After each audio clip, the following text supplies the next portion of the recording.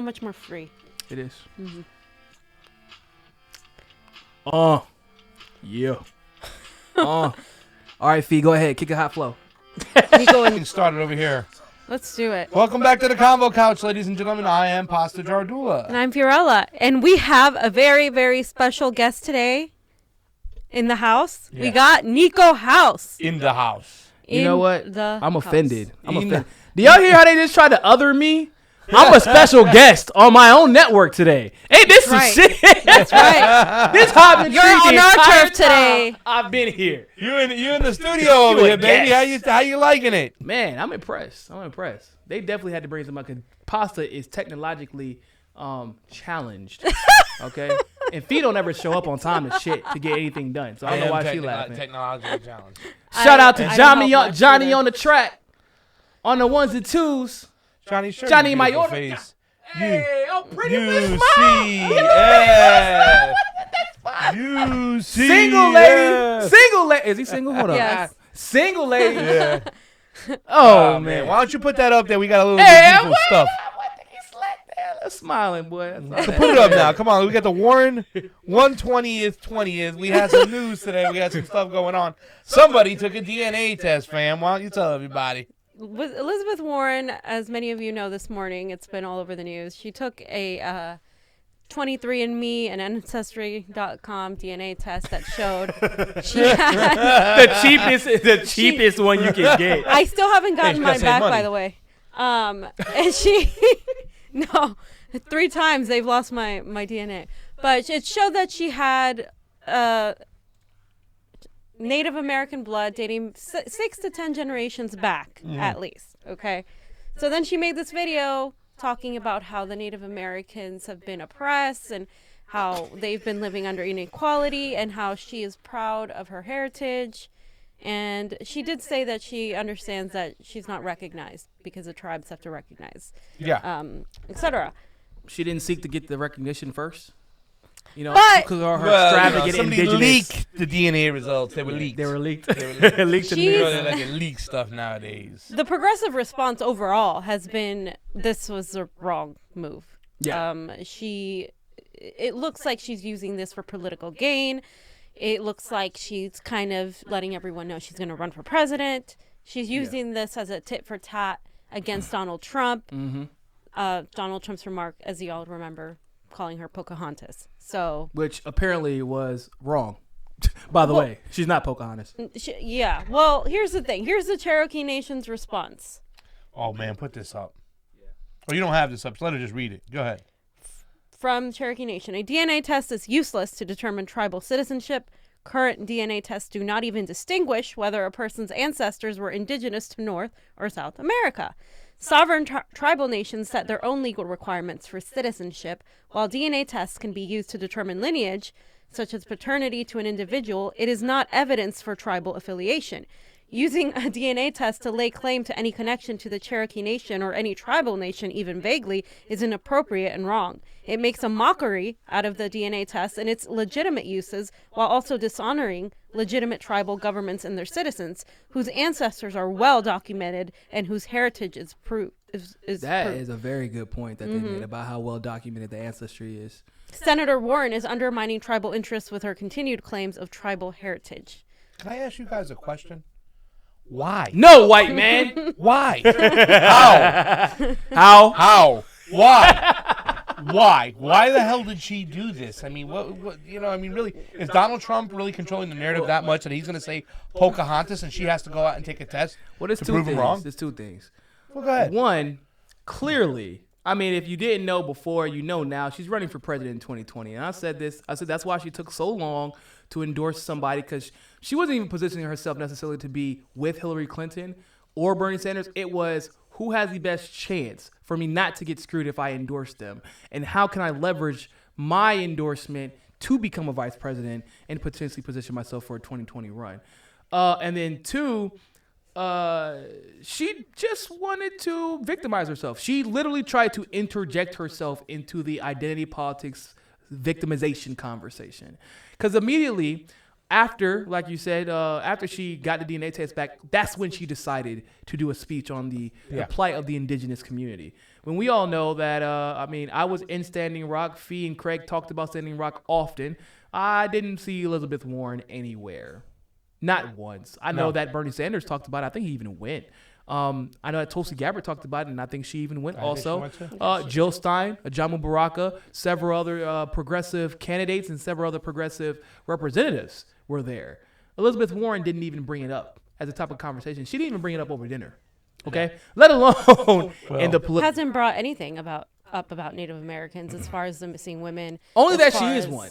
Yeah, exactly. And so to now go back and talk as if she is some sort of representative for them is insulting to them, as they said. Like, it's insulting, and it's also insulting to progressives. Like, do you really think we're buying this right now? Yeah. You know.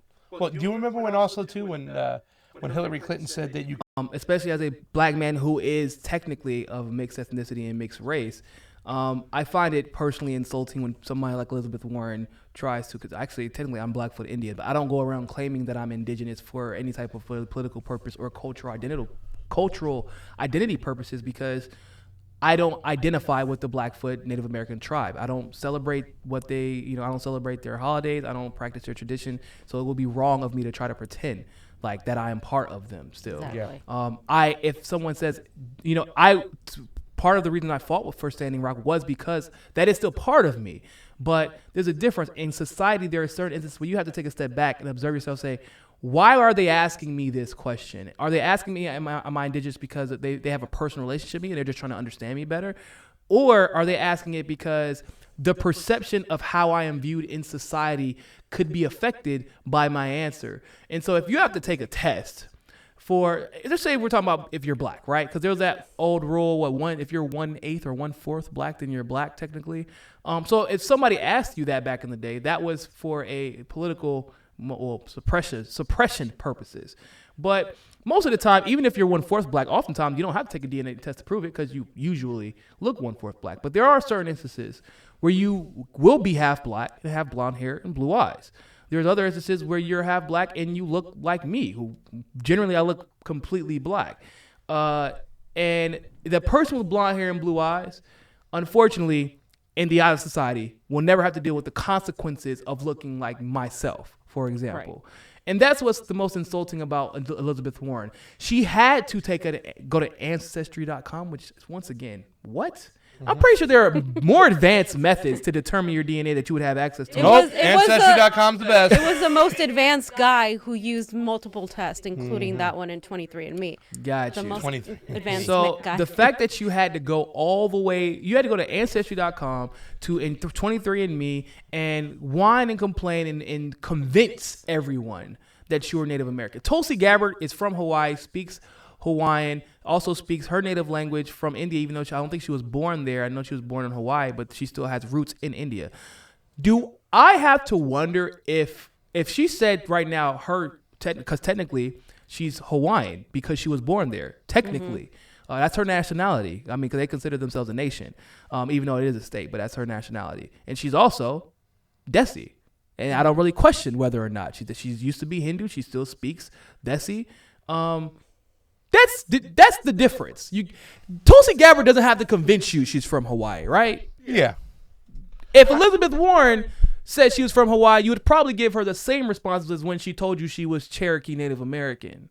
You didn't know because she never did anything to prove that she has any cultural or traditional connection to that community. Yeah. It doesn't matter if it's the Native American community, it doesn't matter if it's the Latinx community, it doesn't matter if it's the black community. It's the cultural really, I hate to say it, put it like this, but the consequence, the cultural, the Western consequences of being in these communities is why we ask if you're part of that community, not so you can hang it up on the trophy of your wall during your presidential run. Yeah, and that's what I think is most. Well, a lot of people said it was just one application she put it on. They kind of exploited for her, that she really didn't take advantage of it. But going back to this narrative, I don't even know why she went down that road. I think she got baited and she got caught. Yeah. But she's not the only person that's been exposed, because we talked about the people, those Democrats, giving the money to Trump's overbloated defense budget. There's a couple other people who's been exposed, right? Mm-hmm. Johnny, give us to us. Wow, give me. A lot of people. You've been exposed. Oh, that's right. You've been exposed. Nina Turner put a tweet out. Senate Democrats have accepted an offer from Senate Republicans to confirm 15 lifetime federal judges on Thursday in exchange for the ability to go into recess through the midterms so endangered Democrats can campaign. Well, this right here, political. So I ask you, fam, and Niko. Full life.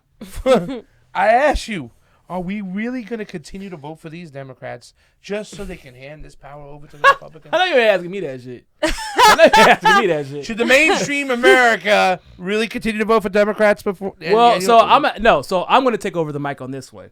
Johnny, make my screen bigger, please. So we gotta hit them with some Law and Order. Fiorella, Craig. Yes, sir. Did you not at one point, Craig, Jardula, Pasta, say you were gonna vote for Kevin De Leon? Ooh, No. shit. Oh no! Yes, you did you just No. perjure yourself in a court I said we of should law? be open to discussing. No, hell no. Whether or That's not not what we he should said. vote That's for not what De he said. Leon. At the time, I said we should definitely consider immediately got voting defensive. for De Leon. And we're not. But I've always been clear in saying I have not made my mind up completely. I did Craig, not have now, sexual Craig, relations. I know, right? In light, I did not have relationships with that woman, and in light of the last straw, which Hold was, on, let me finish. I'm gonna get to that part. Okay. Fiorella, was you not in here preaching that we should still be voting for Andrew Gilliam in Florida as a former Florida resident? Were you not saying that? No, I said it would be very Oh, difficult look! for Well, me to vote they for be. him. Hey, Craig and Fia are gonna be great politicians one day. They're gonna be great No. politicians. Like, here's the It's thing. not the same It as would an be- Don't endorsement. be upset. I'm gonna explain why. It would I be brought it up. difficult for me to not vote in that election as a Floridian, seeing the environmental damage that has Yeah, happened. absolutely. But the because of problem is, Andrew Gilliam, obviously, But- we don't have really a guarantee. Or actually, we have less than a guarantee at this point. So now they are a lot more malleable and nice and understanding and more compromising than I am. They were, at least, until very recently, than I am. Well, you all know this because I'm kind of an asshole when it comes to it. They're like, well, what about? Nope, fuck Warren. The moment she betrayed us in like the most, in my opinion, the climax of her career, she betrayed the entire progressive movement. So I was like, fuck her immediately. Well, what are all these other things? Fuck her. I don't care. I'm uncompromising. I get that. But they are not. And they are even at the point of fuck Kevin De Leon and fuck Andrew Gilliam.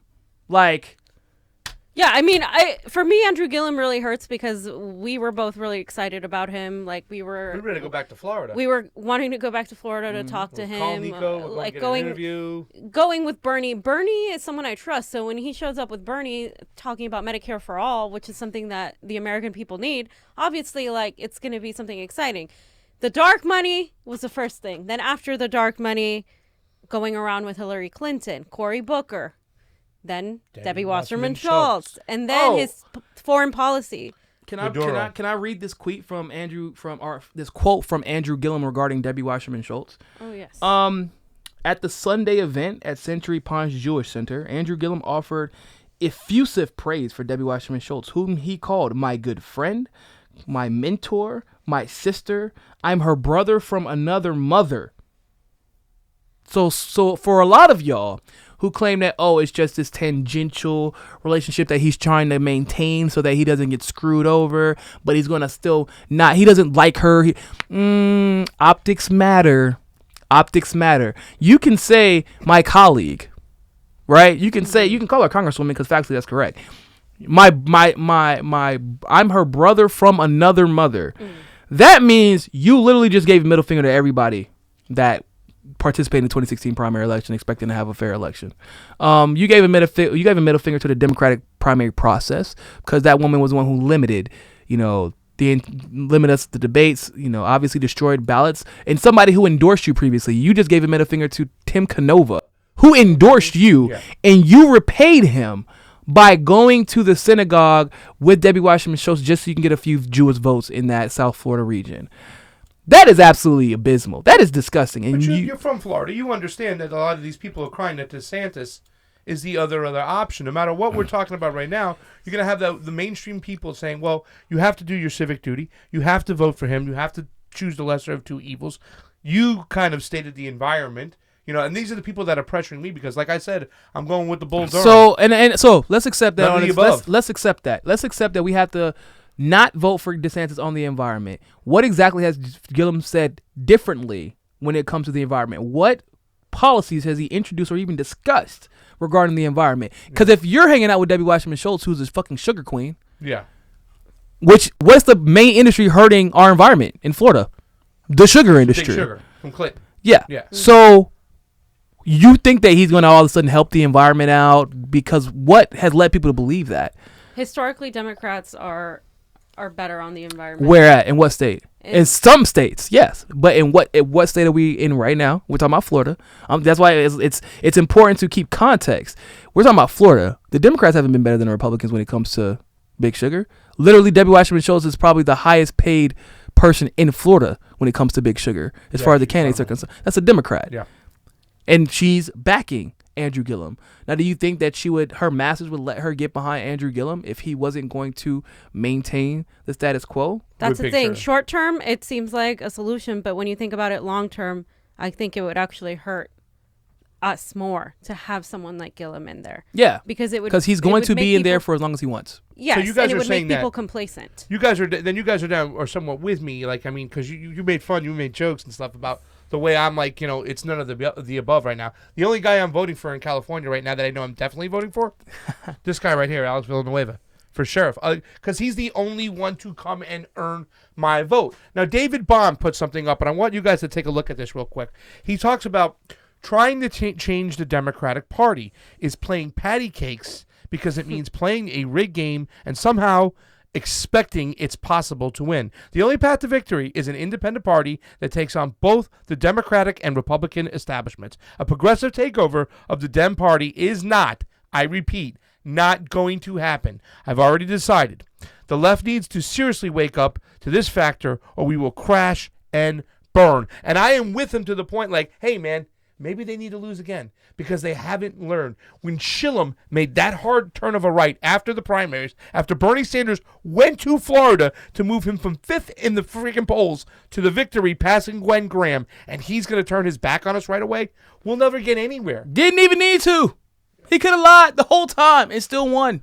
Think about that. He could have literally lied to us. He's signaling for money. He's signaling for money. Exactly. He's winking the eye. Because it's not, think about it. Once again, I've always said this about Andrew Gilliam. It is not about this office. It is not about the gubernatorial election for him. He's always thinking about the next office. He wants to make sure he can continue to raise money like that $700,000 in dark money that he raised from, what is it called? Oh my goodness, I can't remember what it's called now. The Collective PAC or something like that. Mm-hmm. It's the guy who runs it literally created the PAC the month or two right after Andrew Gilliam announced. The only money they've ever raised was for Andrew Gilliam at the time. $700,000. Of course, the person who runs it was the guy who raised the most money for Hillary Clinton for black people.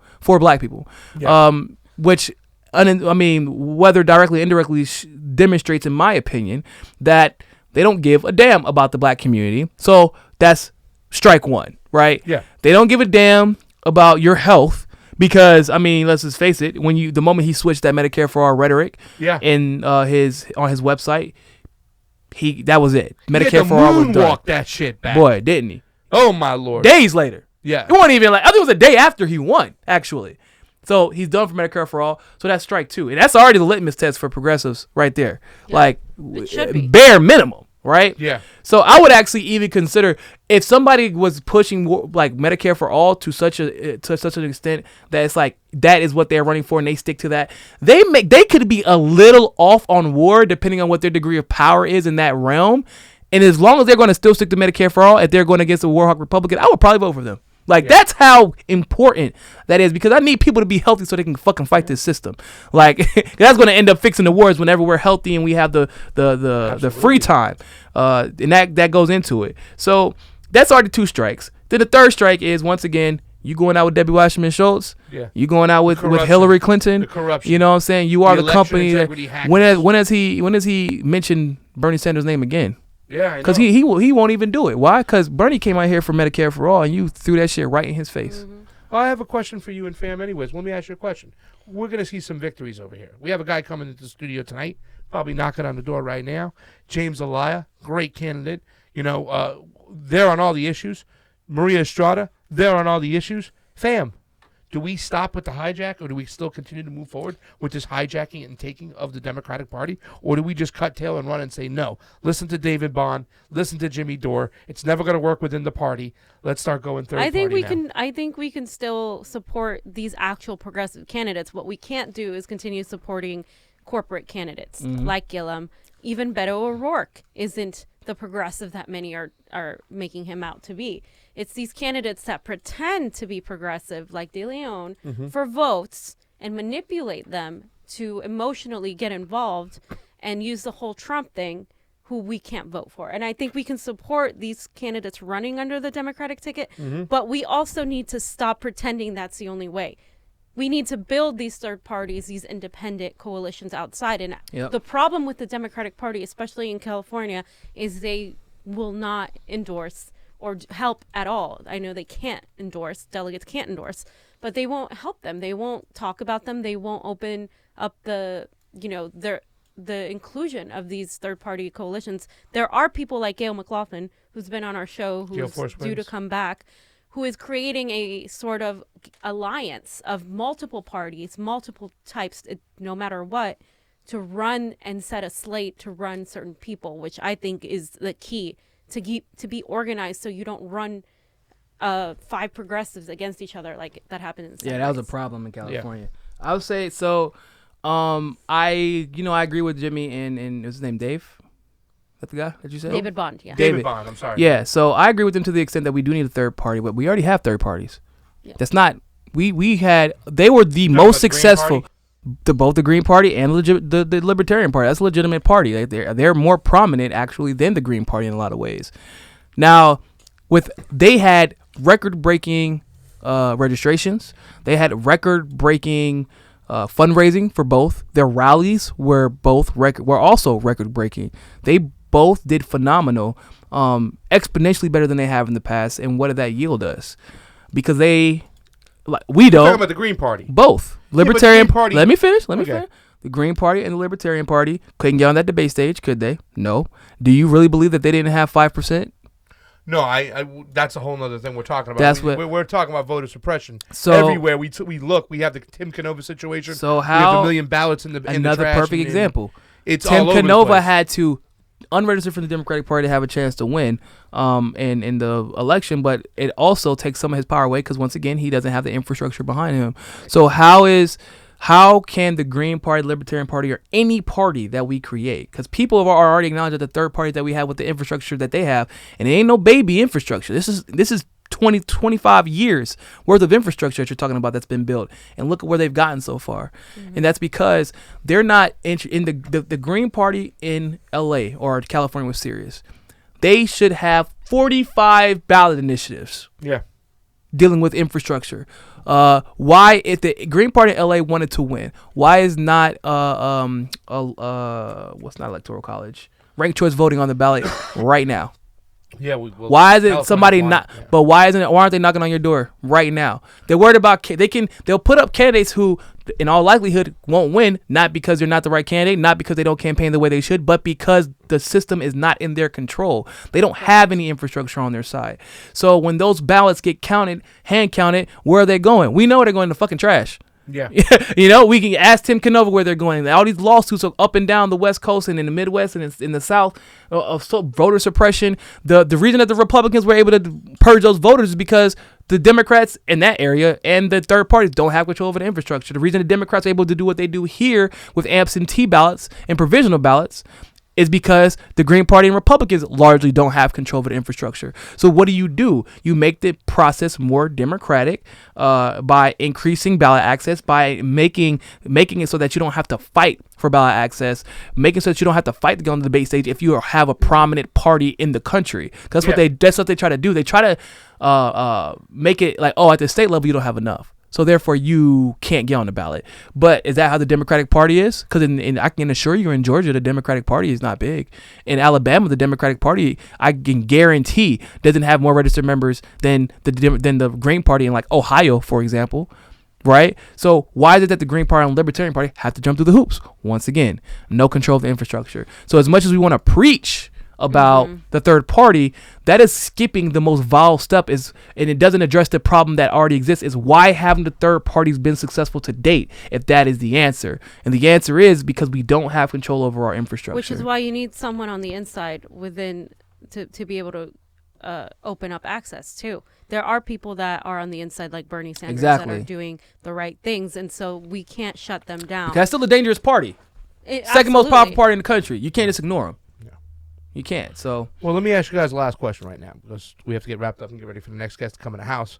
But we see a lot of these establishment Democrats or these delegates to the establishment wing posting about the Republican voter suppression that's going on right now. You know what I'm saying? Like, generally in the generals, they're suppressing votes.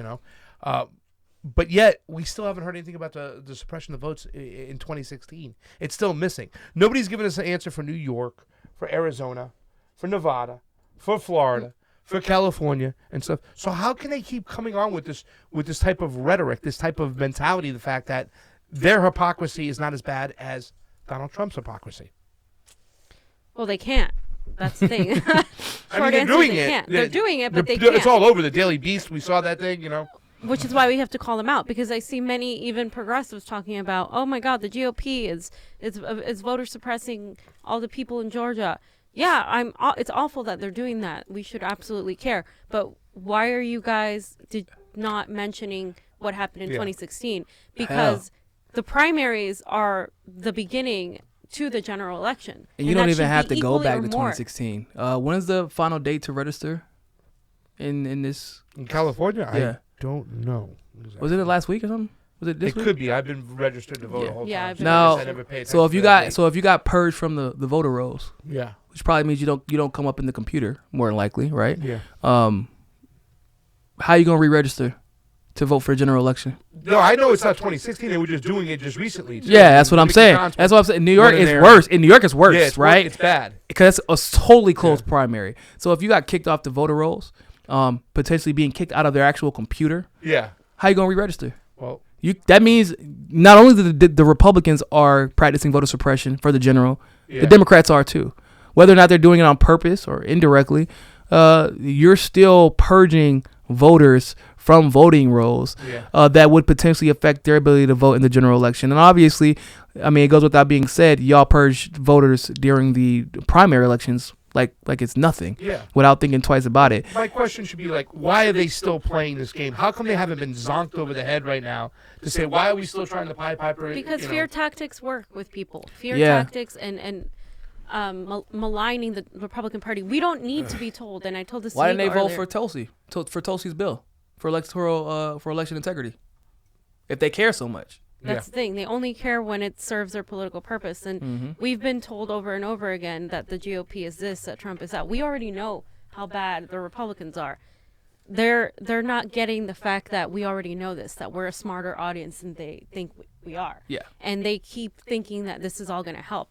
Putting people like Kamala Harris, Cory Booker, Joe Biden up as if they're running for 2020, Elizabeth Warren, that's not going to work. Trump will have a second term.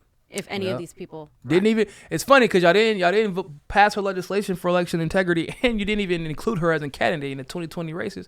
When anybody who's been paying attention knows goddamn well. Tulsi Gabbard is running, and as me and Pasta were talking earlier, which will probably be another episode for a different day.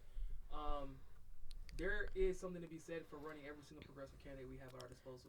Bernie Sanders, Nina Turner, Tulsi Gabbard, Dennis Kucinich. Hell, I wouldn't even be opposed to if Maria wins and does well in her seat, Maria running to take the Latin vote. Because we are going to need a coalition of progressives, because the way the Democratic primary works is that because you don't have a majority, it's not a winner takes all situation. Those delegates at the end of the race will be delineated or given to whoever that candidate wants to give those delegates to. Remember, Martin O'Malley did this last year. He took his delegates, and even though he had an agreement with Bernie Sanders, he ended up giving them to Hillary Clinton because they made a better deal for him. And so the last thing we want is, Bernie Sanders may win. He can win every state. But if they're close and they get the right amount of delegates at the end, they can throw every single delegate they have behind the establishment candidate that they choose. So we need Tulsi to run to win a large amount of votes. We need Nina to run to help garner the votes of the black community. We need a Maria Estrada-esque candidate who's also no nonsense for one, but will coalesce and be a great voice going forward. If Maria ever got national attention, good God, like she would blow up. Women everywhere would love her. Jake Tapper's starting to smack at her. Yeah, you know what I'm saying? But you can't tell me that women wouldn't like love, because she's like Donald Trump except for actually intelligent. She knows her issues, she knows her policies, and she's also willing to listen, but she's Donald Trump for us. Like, she's gonna be like, you don't want Medicare for all? Fuck you. I'm calling you out, and I'm gonna put, I'm gonna let you know. Like, and it's gonna be, and y'all think that I'm exaggerating when I say that. No, she's literally gonna say on national television, I'm gonna have to bleep her out. She's gonna say fuck you. Like, because Mike's still working. Yeah. Somebody commented his mic went off when he put a graphic or something like that. We don't want to sign Niko House. Sorry. But yeah, and so she will also garner obviously a lot of Latinx voters, and so we have to have a strategy. We do not talk about strategy enough. We do on this show. They talk about strategy. I talk about strategy, but that is not the topic of conversation amongst progressives. We get so caught up in the who should be our guy or a woman, rather than, okay, how do we make sure that we even get to the point of being able to be taken seriously in the presidential race? Because right now, in my opinion, we're not in a position to be taken seriously. The progressive world isn't. We're so splintered over Bernie Sanders, over petty bullshit. Like people can't disagree with him without calling him a sellout. Yeah. You people aren't educated enough on Tulsi Gabbard and Nina Turner. We are still talking about parties rather than infrastructure. We're still talking about parties instead of getting on the debate stage right now.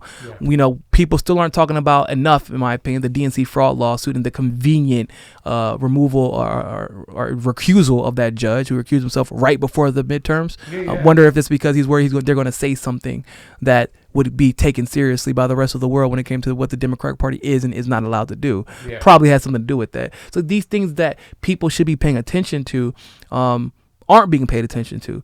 And so that's why, obviously, before we go, that's why I have Fee and Craig, because they're involved in their community here in California, specifically in Southern California, but they travel to the convention. They'll travel wherever they have to go if there's a story there.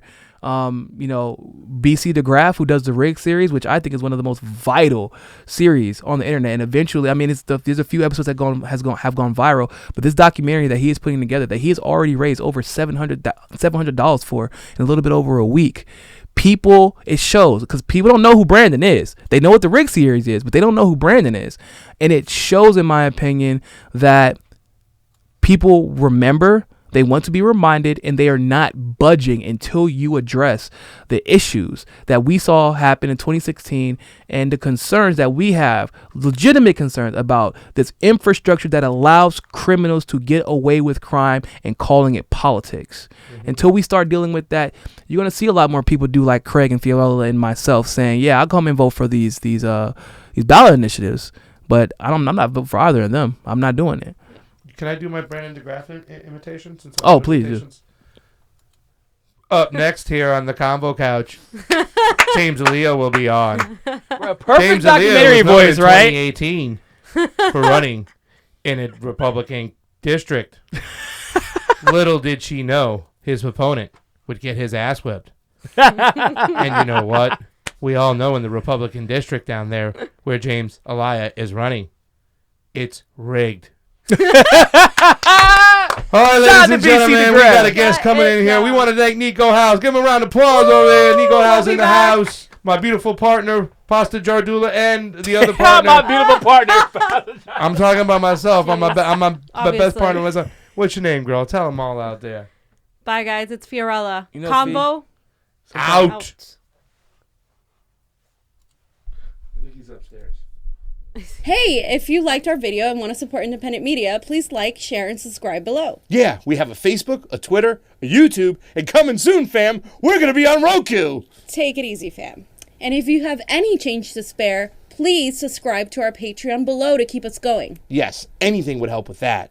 Thanks again for watching. Convo out.